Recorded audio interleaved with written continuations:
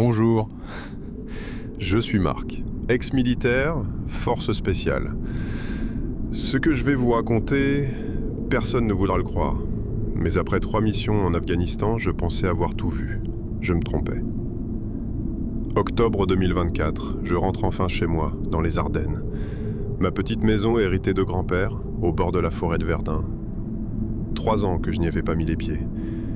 L'armée, puis les événements qui m'ont forcé à partir. L'odeur de moisi me frappe immédiatement. Tout est comme je l'avais laissé, couvert de poussière. Les photos de famille sur la cheminée, le vieux fauteuil de grand-père près de la fenêtre qui donne sur les bois. Mais quelque chose cloche. Les volets du premier étage sont ouverts. Je les avais fermés avant de partir. J'en suis certain.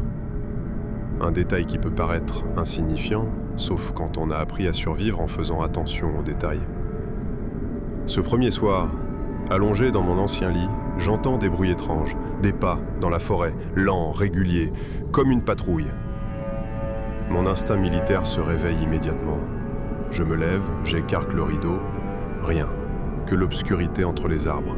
Mais l'impression d'être observé ne me quitte pas. Cette sensation que je connaissais bien en mission, quelqu'un me surveille. 3h17 du matin. Je consulte ma montre quand j'entends le premier cri. Un hurlement déchirant qui vient de la forêt. Pas un animal, quelque chose de plus humain, de plus désespéré. Le cri résonne encore dans ma tête quand je remarque quelque chose d'impossible sur la fenêtre embuée. Des empreintes de mains. De l'extérieur. Au premier étage. Comment quelqu'un peut-il laisser des empreintes sur une fenêtre du premier étage? Et pourquoi ces marques semblent-elles anciennes? Si vous avez vécu des expériences similaires après un retour de mission, ou si vous connaissez les légendes de Verdun, partagez vos histoires en commentaire. Et abonnez-vous, car Marc ne fait que commencer à découvrir ce qu'il attend dans cette forêt. Le matin suivant, je pensais avoir rêvé, jusqu'à ce que je voie les empreintes encore là, sur ma fenêtre. Mais ce n'était que le début. 7h30, j'inspecte l'extérieur de la maison. Formation militaire oblige, analyser, comprendre, agir. Les empreintes sur la vitre sont bien réelles, mais impossible de trouver comment quelqu'un a pu monter jusque-là. Pas d'échelle, pas d'arbre assez proche. Je décide de suivre les traces de pas que j'avais entendues la nuit dernière. Elles mènent vers la forêt, mais s'arrêtent net à environ 50 mètres de la maison, comme si la personne avait disparu. C'est là que je remarque quelque chose d'étrange dans la terre. Des objets métalliques rouillés à fleurs. Je creuse avec mes mains et je trouve des fragments d'obus. Vieux, très vieux. Mon grand-père ne m'avait jamais dit que cette zone avait été un champ de bataille. Mais ces éclats, ils datent de la Première Guerre mondiale, j'en suis certain. Je décide d'aller au village. Peut-être que quelqu'un pourra m'expliquer. Chez Madame Moreau, l'épicière qui connaît tous les ragots du coin depuis 40 ans. « Marc, ça fait longtemps. Tu es revenu t'installer ?» Je lui montre les fragments d'obus. Son visage change immédiatement. Elle devient pâle, nerveuse. « Tu as trouvé ça où exactement ?»« Dans la forêt, derrière la maison de grand-père. »« Mon Dieu, tu ne savais pas. Cette zone, c'était le camp de base du 157e régiment. En 1917, ils ont tous disparu en une nuit. » « Tous disparus ? 120 hommes ne disparaissent pas comme ça. Mais Madame Moreau refuse d'en dire plus. Elle me conseille juste de ne pas rester dehors la nuit et de fermer toutes mes volets. De retour à la maison, je fouille dans les affaires de grand-père. Dans un vieux coffre au grenier, je trouve son carnet de guerre. Il était bien ici en 1917, mais les dernières pages... 15 novembre 1917. Il marche la nuit, toujours vers la maison du bois. Paul dit qu'il cherche quelque chose, ou quelqu'un. 20 novembre 1917. Impossible de dormir. Les cris dans la forêt recommencent, comme à Verdun, mais différents, plus anciens. 25 novembre 1917. J'ai vu leur visage. Mon Dieu, leur visage. Ce ne sont plus des hommes. La dernière ligne me glace le sang. Si quelqu'un dit ceci un jour, ne restez jamais seul dans cette maison un 27 novembre. C'est l'anniversaire, ils reviennent toujours. Je regarde le calendrier sur mon téléphone. Nous sommes le 25 novembre. Il me reste 2 jours pour comprendre ou pour partir. Mais ce soir-là, en fermant mes volets comme conseillé, je réalise quelque chose de terrifiant. Les empreintes sur ma fenêtre, elles sont maintenant de l'intérieur. 26 novembre. Il me reste 24 heures avant quoi exactement? J'ai décidé de creuser plus profond, littéralement, et ce que j'ai trouvé dans cette forêt, ça défie toute logique. Dès l'aube, je retourne à l'endroit où j'avais trouvé les éclats d'obus. Avec ma formation militaire, je sais reconnaître les signes d'un ancien campement. Et effectivement, à 30 cm sous terre, des plaques d'identité, des boutons d'uniforme, une baïonnette brisée et quelque chose qui me fait froid dans le dos, des lettres encore lisibles malgré l'humidité. Ma chère Marie, si tu reçois cette lettre, c'est que nous ne reviendrons pas. Quelque chose nous traque dans cette forêt. Pas les boches, autre chose. Les hommes parlent d'une malédiction, mais moi, sergent Rousseau, je sais ce que j'ai vu. Je fouille davantage. Plus de lettres, toutes datées de novembre 1917. Toutes parlent de la même chose. Des silhouettes dans la brume, des voix qui appellent depuis les tranchées abandonnées, des hommes qui disparaissent pendant leur garde. C'est là que j'entends le premier appel. Faible, lointain, comme quelqu'un qui crie au secours. Mon instinct de soldat prend le dessus. On ne laisse jamais un homme derrière soi. Je cours vers la voix, mais elle semble toujours venir de plus loin. Je m'enfonce dans la partie la plus dense de la forêt. C'est là que je les vois. Des tranchées, parfaitement conservées, impossibles à voir depuis les sentiers, cachées par la végétation qui a poussé dessus. Mais elles sont là, avec leurs caillebotis pourris, leurs abris éventrés, et dans ces tranchées, des bruits, comme des conversations étouffées, des ordres chuchotés, le bruit caractéristique des équipements militaires qui s'entrechoquent. Sergent Rousseau au rapport, mon commandant. La patrouille n'est pas rentrée, mon sergent. Ils sont partis vers la maison du bois, comme les autres. Ma présence semble les alerter. Les voix s'arrêtent net. Un silence de mort s'abat sur la forêt. Puis, lentement, j'entends des pas, plusieurs paires de bottes qui se rapprochent. Je recule, mais je sens que c'est trop tard. Dans la brume qui se lève, je distingue des silhouettes, en uniforme, avec cette démarche caractéristique des soldats en patrouille. L'un d'eux tourne la tête vers moi. Sous son casque, là où devrait être son visage, il n'y a que de la brume, et deux points lumineux comme des yeux. Marc. Tu es enfin revenu. Nous t'attendions. Je cours comme jamais. Derrière moi, j'entends leurs pas qui suivent le même rythme que les miens. Ils ne courent pas, ils marchent, mais ils gardent la cadence. De retour chez moi, tous verrous tirés, j'essaye de reprendre mes esprits. Comment peuvent-ils connaître mon nom? Et cette phrase, nous t'attendions. Madame Moreau, sa voix tremble. Marc, il faut que tu partes, maintenant. Mon arrière-grand-père était dans ce régiment, il était le seul survivant. Ils ne sont pas morts à la guerre, ils ont été transformés. Et demain, c'est l'anniversaire de leur transformation. Mais quand je retourne vers la fenêtre, je les vois, alignés à la lisière de la forêt, une vingtaine de silhouettes en uniforme, qui attendent. Et maintenant, je sais pourquoi ils attendent. Demain, c'est mon tour de rejoindre le 157e régiment. 27 novembre, 6 heures du matin. Dans 12 heures, quelque chose va se passer. Je ne partirai pas sans comprendre.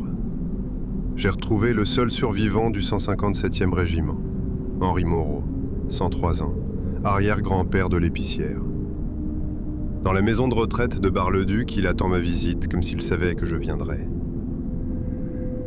Alors, tu es le petit-fils de Marcel Dubois? Sa voix est faible, mais ses yeux sont perçants, encore hantés après plus d'un siècle. Monsieur Moreau, que s'est-il passé en novembre 1917?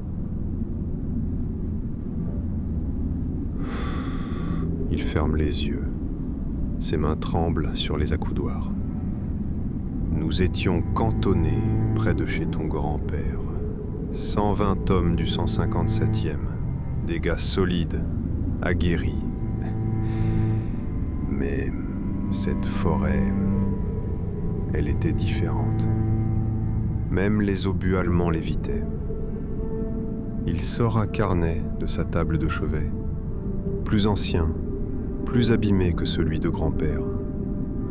Le 20 novembre, on a trouvé des ossements, pas récents, très anciens. Le capitaine a dit qu'on creusait une nouvelle tranchée de communication. Mais moi, je savais qu'on déterrait quelque chose qu'il fallait laisser dormir. Qu'avez-vous trouvé exactement ? Un charnier. Mais pas de la guerre. Plus vieux, beaucoup plus vieux. Des os gravés avec des symboles étranges. Et au centre, une pierre noire, comme un autel. Henri continue. Sa voix devient de plus en plus faible. Le capitaine a voulu déplacer la pierre. Dès qu'on l'a touchée, les choses ont changé. Cette nuit-là, les premiers hommes ont disparu. Pas morts. Transformés. Transformés comment ? Ils revenaient, mais ce n'étaient plus eux. Ils parlaient comme nous. Ils avaient nos souvenirs, mais leurs yeux étaient vides. Et ils recrutaient, un par un, chaque nuit. J'étais de garde le 27 novembre. J'ai vu mes camarades marcher vers la forêt, comme des somnambules. Et j'ai entendu la pierre leur parler, leur promettre l'éternité. Plus de peur, plus de douleur, plus de guerre.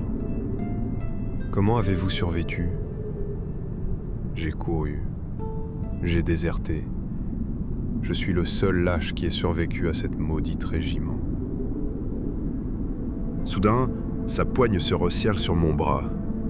Une force surprenante pour un homme de son âge. Mais toi, tu es différent. Tu as déjà vu la guerre, comme nous.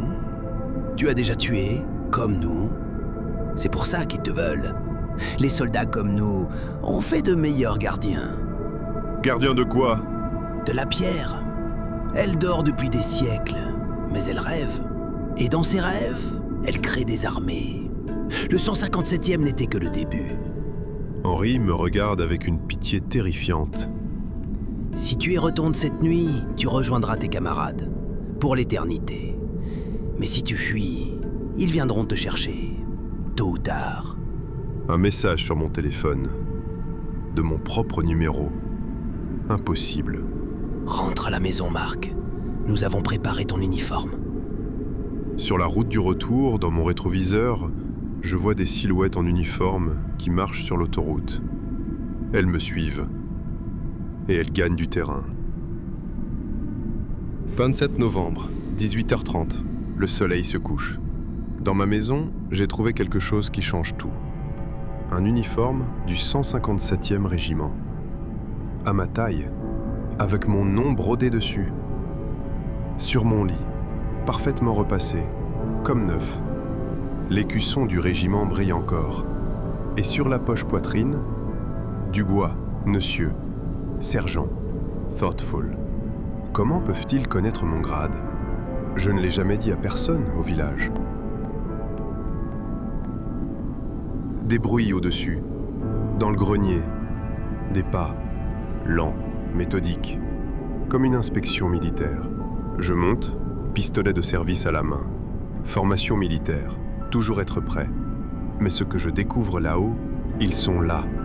5 soldats en uniforme de 1917, debout au garde à vous. Leurs visages sont nets maintenant. Ce sont des hommes que je reconnais. Calmly. Sergent Dubois, enfin. Celui qui parle, je le reconnais. Thomas, mon binôme en Afghanistan. Mort il y a 6 mois sous une IED. Choqued. Thomas ? Mais tu es mort. J'étais à ton enterrement. Softly. Comme eux étaient morts en 1917, Marc. Mais la pierre, elle nous a donné une seconde chance. Plus de guerre, plus de cauchemars, plus de stress post-traumatique. Les autres soldats avancent. Je reconnais maintenant tous leurs visages. Mes camarades tombés. Philippe, mort au Mali. Sébastien, suicide après son retour. Antoine, overdose pour oublier. Nous t'attendions, Marc. tu es le dernier de notre section. Maintenant, nous pouvons être complets. Persuading, rejoins-nous. Plus jamais de solitude, plus jamais de culpabilité. Nous sommes une famille éternelle. Je recule vers l'échelle, mais elle a disparu. Le grenier s'est transformé. Les murs sont maintenant faits de terre et de bois, comme l'intérieur d'une tranchée. Qui n'a pas le choix, Marc? Regarde. Thomas me tend un miroir. Mon reflet. Mon reflet porte déjà l'uniforme. Mes yeux sont vides, comme les leurs. Non! Je brise le miroir d'un coup de poing. Immédiatement, la douleur me ramène à la réalité. Je suis encore moi, encore vivant. Les soldats reculent comme si ma résistance les affaiblissait. Ce n'est que le premier appel, Marc. Il y en aura d'autres. Et à chaque fois, tu seras un peu plus nous. Ils disparaissent. Je suis seul dans le grenier, redevenu normal. Mais sur le sol, il reste quelque chose. Une lettre. De ma propre écriture. Si tu lis ceci, c'est que tu résistes encore. Bien. La pierre a besoin de soldats volontaires pour être vraiment puissante. Mais attention, chaque nuit où tu refuses, elle devient plus forte. Et tes souvenirs de guerre deviennent ses armes contre toi. En bas, j'allume mon ordinateur portable. Je recherche des informations sur ma section en Afghanistan. Ce que je découvre me glace le sang. Nous ne sommes pas morts au combat comme je le croyais. Nous avons tous été portés disparus lors d'une mission près de Kunduz. Mission dont je n'ai aucun souvenir. Et selon le rapport militaire, je suis moi aussi porté disparu depuis 6 mois. Si je suis officiellement mort, qui suis-je vraiment? Et cette maison, est-ce que j'y suis vraiment revenu ou est-ce que je n'en suis jamais parti? Qui suis-je? Thoughtful. Cette question me hante depuis 3 jours, mais ce matin, j'ai décidé de forcer ma mémoire, et ce que j'ai découvert me fait douter de tout. Je fouille systématiquement chaque document de la maison. Actes de propriété, factures, photos, tout semble authentique. Tout prouve que je suis bien Marc Dubois. Mais alors pourquoi l'armée me croit-elle mort? J'appelle le ministère de la Défense, service des disparus, une voie administrative froide. Marc Dubois, matricule SWET 749521, effectivement porté disparu le 15 mai 2024 lors d'une mission de reconnaissance près de Kunduz. Aucune trace depuis 6 mois. 15 mai 2024. Thoughtful. Je me souviens de cette date. C'était quoi déjà? Plus j'essaie de me rappeler, plus ma tête me fait mal. Et soudain, par flash, des images reviennent. Flash. Le désert afghan. Notre véhicule blindé avance sur une piste poussiéreuse. Flash. Thomas à côté de moi qui plaisante sur notre prochaine permission. Flash. Un cratère. Énorme. Pas fait par une bombe. Creusé. Pourquoi ces souvenirs me reviennent maintenant? Et pourquoi j'ai l'impression qu'ils ne sont pas complets? Marc? Une voix de femme, familière. Je me retourne. Sarah. Ma fiancée, celle que j'avais laissée en partant pour l'Afghanistan. Mais elle est différente, plus pâle. Ses yeux ont cette même vacuité que ceux des soldats. Sarah, qu'est-ce que tu fais ici? Je t'ai cherché partout, Marc, depuis que tu as disparu. Et maintenant, je t'ai trouvé. Elle avance vers moi, mais sa démarche est étrange, trop fluide, comme si elle glissait sur le sol. Tu ne te souviens pas de notre dernière conversation, avant que tu partes? Flash, Sarah en larmes. Si tu pars, je ne serai plus là quand tu reviendras. Flash, moi qui claque la porte. J'ai un devoir envers mes hommes. Flash, sa voix dans l'escalier.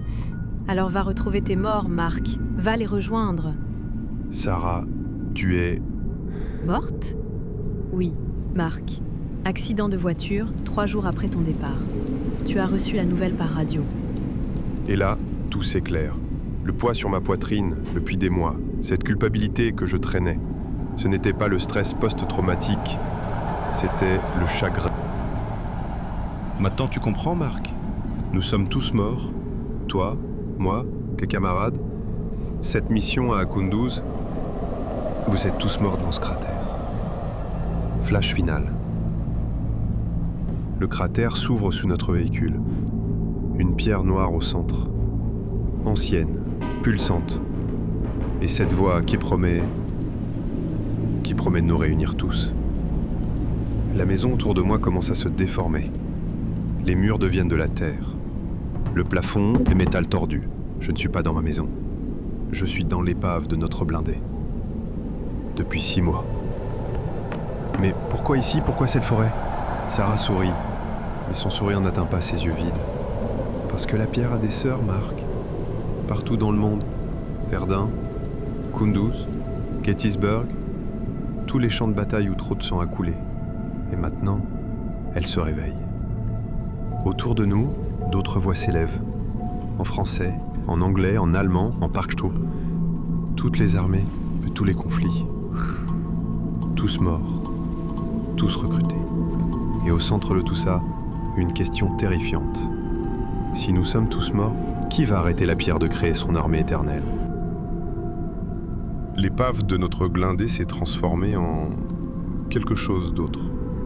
Un lieu entre les mondes. Et Sarah va me montrer la véritable histoire des pierres noires. Autour de nous, l'espace se distord. Les parois du véhicule deviennent transparentes. Je vois à travers d'autres époques, d'autres guerres. Regarde, Marc. Regarde et comprends. Vision. Rome antique. Un champ de bataille jonché de corps. Au centre, une pierre noire pulse. Des légionnaires morts se relèvent, leurs yeux vides tournés vers elle. Ça a commencé il y a 2000 ans. Explique Sarah. La première pierre est apparue après la bataille de Teutobour.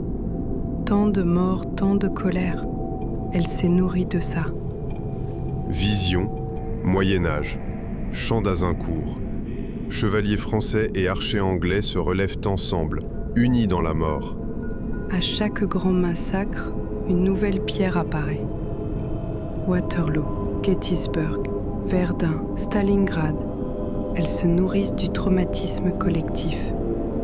Vision, Normandie, 1944. GI américains et soldats allemands marchent côte à côte vers une lueur noire. Thoughtful. Mais pourquoi? Ma voix résonne étrangement dans cet entremonde. Serious. Parce qu'elles ne sont pas de ce monde, Marc. Elles viennent d'ailleurs et elles préparent quelque chose. Sarah me prend la main. Sa peau est froide mais familière. Viens, il faut que tu vois la source. Nous nous retrouvons ailleurs. Un lieu qui n'existe pas sur Terre. Un temple immense fait de la même pierre noire. Et au centre, une pierre colossale. Elle pulse avec la vie de milliers de soldats morts. Autour d'elle, des armées entières de toutes les époques montent la garde. Le cœur de guerre. Murmure Sarah. Toutes les autres pierres lui sont reliées. Et quand il aura assez de soldats, il envahira le monde des vivants. Une guerre éternelle. Plus jamais de paix. Je regarde ces armées, romains, vikings, samouraïs, poilus, GI, tous unis sous la même bannière noire, tous prêts à marcher. Combien lui faut-il encore? Pas beaucoup. Les guerres modernes lui donnent plus de puissance. Plus de traumatisme, plus de morts simultanées. Et toi, Marc? Toi, tu es spécial. Un soldat d'élite. Ton âme vaut 1000 fantassins ordinaires. Une figure s'approche, plus grande que les autres, plus ancienne. Son uniforme, je ne reconnais aucune époque. Il semble fait de la guerre elle-même. Marc Dubois. Enfin. Sa voix résonne de 1000 batailles. Je suis le premier. Le premier à avoir entendu l'appel du cœur. Je guide ces armées depuis 2 millénaires. Rejoins-nous volontairement et tu commanderas une légion. Refuse, et nous prendrons ton âme de force. Mais dans ce cas, tu ne seras qu'un simple soldat. Autour de nous, les milliers de soldats scandent mon nom. Dubois, Dubois, Dubois. Je regarde Sarah. Dans ses yeux, je vois une lueur d'espoir. Une lueur qui ne devrait pas être là si elle était vraiment morte. Sarah, tu n'es pas comme eux, n'est-ce pas? Elle se rapproche, chuchote à mon oreille. Je ne suis pas morte, Marc. Je suis dans le coma depuis ton départ. Et d'une manière ou d'une autre, Mon âme t'a suivi. Je suis venu te chercher. Mais pour te ramener, il faut d'abord détruire la pierre de Verdun. C'est ton ancrage dans ce monde. Et j'ai peut-être trouvé comment. Le premier nous entend. Son rugissement fait trembler tout le temple. Personne ne quitte mes armées. Échapper au temple du premier semble impossible. Mais Sarah a découvert quelque chose que même les pierres noires ignorent. L'amour peut briser leurs chaînes. Cours, Marc, suis-moi. Sarah m'entraîne à travers les couloirs du temple. Derrière nous, le rugissement du premier fait vibrer les murs. Ces légions se lancent à notre poursuite. Comment tu sais où aller? Parce que je ne suis pas vraiment ici. Mon corps est dans un hôpital de Reims, relié à toi par notre lien. Je peux voir les failles de ce monde. Nous dévalons des escaliers qui semblent infinis. Autour de nous, les murs montrent des images de toutes les guerres de l'humanité. C'est ça le vrai pouvoir des pierres. Transformer l'amour en haine, la paix en conflit. Par ici! Sarah nous fait passer par une brèche. Nous nous retrouvons dans ma chambre d'hôpital militaire. Je me vois allongé, inconscient. Des tubes, partout, un respirateur artificiel. Tu vois, tu n'es pas mort, Marc. Tu es dans le coma depuis l'explosion, mais ton esprit, il est prisonnier de la pierre de Kunduz. Sarah se penche sur mon corps inconscient. La pierre de Verdun et celle de Kunduz sont connectées. Si on détruit celle de France, ça coupe la connexion. Tu pourras te réveiller. Mais comment détruire quelque chose d'aussi ancien, d'aussi puissant? Avec ça, elle sort quelque chose de sa poche. Une grenade, mais pas n'importe laquelle. Une grenade expérimentale, marquée du logo de l'armée française. Grenade EMP nouvelle génération, conçue pour détruire les équipements électroniques ennemis. Mais j'ai une théorie. Soudain, nous sommes aspirés vers le temple. Le premier nous a retrouvés. Vous pensez échapper à la guerre éternelle? Elle est dans vos gènes, dans votre espèce. Autour de nous, les armées se reforment, mais quelque chose a changé. Certains soldats hésitent. Dans leurs yeux vides, une lueur d'humanité revient. Tu vois ça, Marc? Ton refus les influence. Plus tu résistes, plus ils se souviennent. Un légionnaire romain regarde ses mains. Un poilu de 14 laisse tomber son fusil. Un GI enlève son casque. « Qu'est-ce qui nous arrive ?» demande le légionnaire. « Je me souviens de ma femme » murmure le poilu. Le premier panique. Son contrôle s'effrite. « Impossible! La guerre est tout! La guerre est éternelle! Sarah, maintenant !» Elle active la grenade, mais au lieu de la lancer vers la pierre centrale, elle me la place dans les mains. « Marc, 10 secondes avant explosion. Trouve la pierre, place la grenade au contact. Le MP devrait perturber son champ énergétique. Et toi? Moi, je reste ici, je retiens les armées. Vas-y! Je la regarde une dernière fois. La femme que j'aime, qui a traversé les dimensions pour me sauver, Sarah. Va sauver le monde, soldat. Je me retrouve dans la forêt de Verdun, mais cette fois, je sais exactement où aller. La grenade pulse dans ma main. 7 secondes. Les tranchées, la pierre noire, elle m'attend, comme si elle savait. 5 secondes. Je place la grenade contre la pierre, elle est chaude, vivante, et pour la première fois, j'entends sa vraie voix. Tu ne peux pas nous arrêter tous, Marc Dubois. Nous sommes légion. 3 secondes. Peut-être, mais je peux vous retarder. 1 seconde. L'explosion, et puis le silence.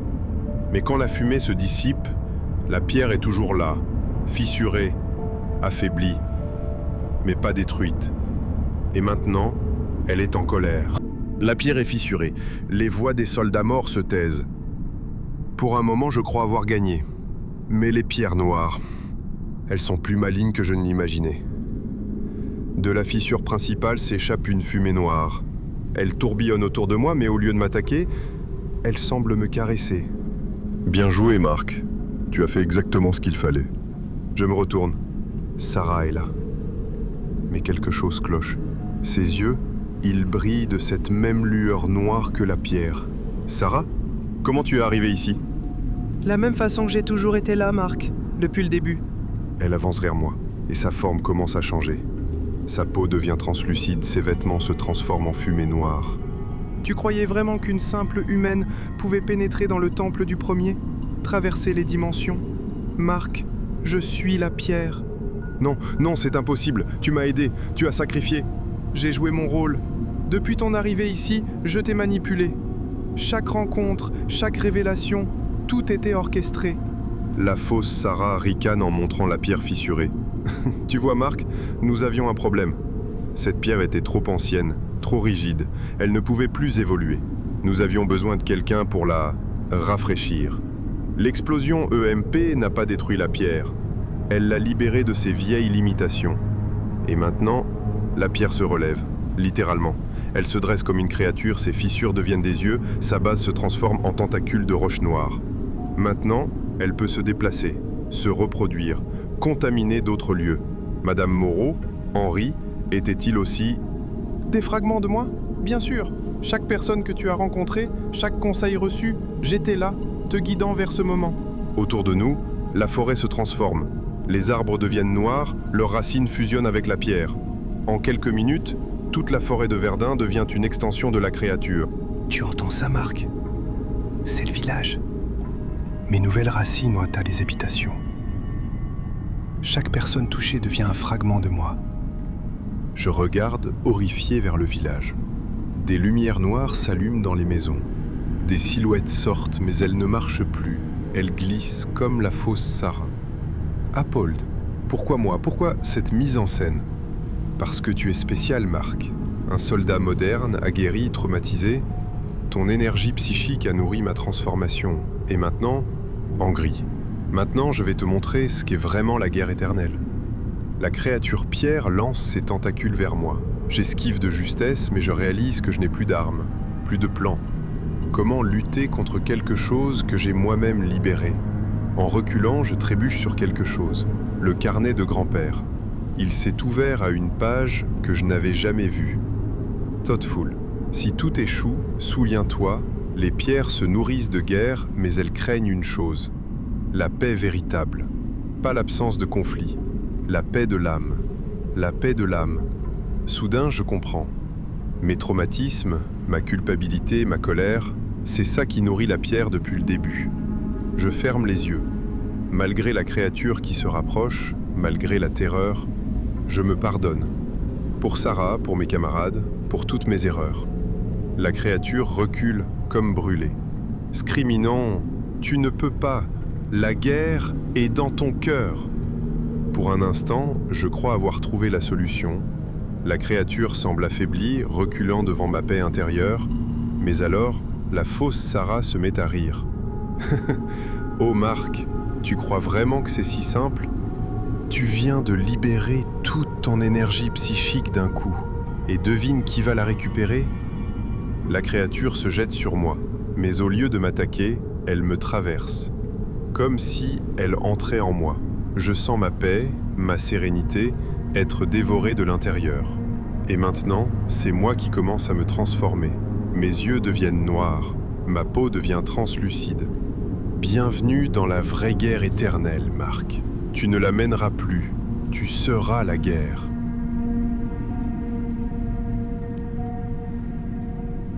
Je deviens la guerre. Chaque battement de mon cœur résonne comme un tambour de bataille. Mais au plus profond de cette transformation, j'entends une voix, la vraie Sarah, et elle n'est pas morte. Marc, tu m'entends? Je suis toujours dans l'hôpital. Mon corps se bat pour rester en vie. Et je sens que tu es en train de mourir. À l'intérieur de moi, la pierre noire pulse. Elle dévore mes souvenirs, mes émotions. Mais la voix de Sarah, elle résiste. Comment tu peux être là? L'amour, Marc. C'est la seule chose que les pierres ne peuvent pas imiter parfaitement. Elles comprennent la guerre, la haine, la peur, mais l'amour vrai les dépasse.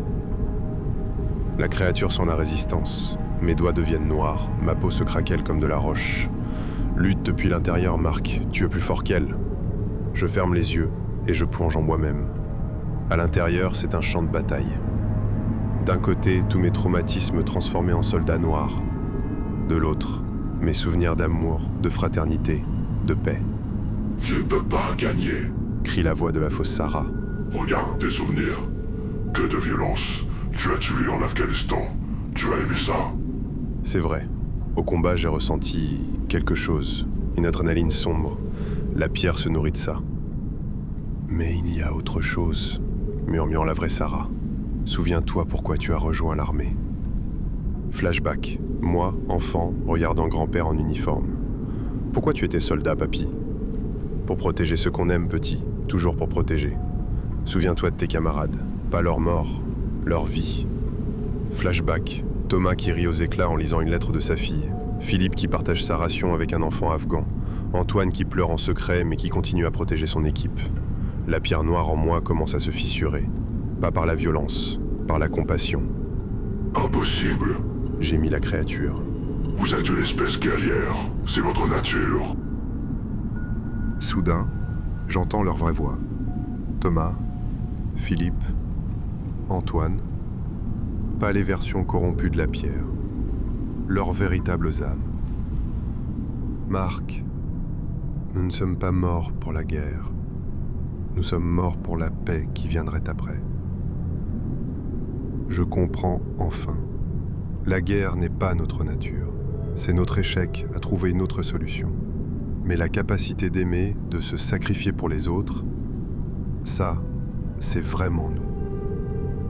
À l'intérieur de moi, la pierre noire explose. Pas par la violence, mais par l'amour inconditionnel. La créature hurle, se désintègre.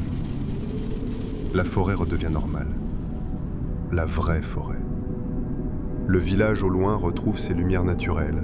Les gens sortent de leur maison, confus mais vivants. Je suis de retour dans mon corps. Mais quelque chose a changé. Je sens d'autres pierres, partout dans le monde, qui s'éveillent.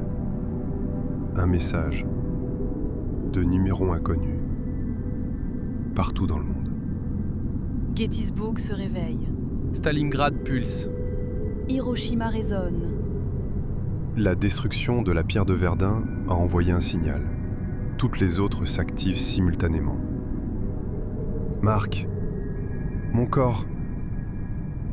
Je n'arrive plus à... Je sens que je pars. Sarah, non, reste avec moi. Écoute-moi. Tu es le seul à connaître le secret maintenant. L'amour vrai peut les détruire, mais il faut que tu trouves les autres. Les autres comme toi. D'autres soldats qui ont choisi l'amour plutôt que la guerre. Ils existent, Marc, dans chaque pays. Trouve-les. Sa voix disparaît. Je suis seul. Mais maintenant, je sais ce que je dois faire. 6 mois plus tard, je voyage de par le monde. Chaque ancienne zone de conflit, je trouve quelqu'un comme moi. Un ancien soldat qui a choisi la paix. Ensemble, nous formons une nouvelle armée. J'écris dans un nouveau carnet. Si vous entendez cette histoire et si vous ressentez l'appel des pierres noires, souvenez-vous, la guerre est un choix. L'amour aussi. Et l'amour est plus fort. Mais parfois, la nuit, j'entends encore leur chuchotement. Les pierres dorment, mais elles rêvent toujours. Et dans leurs rêves, elles préparent leur retour. Car si une chose est certaine, la guerre entre l'amour et la haine n'est jamais vraiment finie. Elle ne fait que changer de champ de bataille.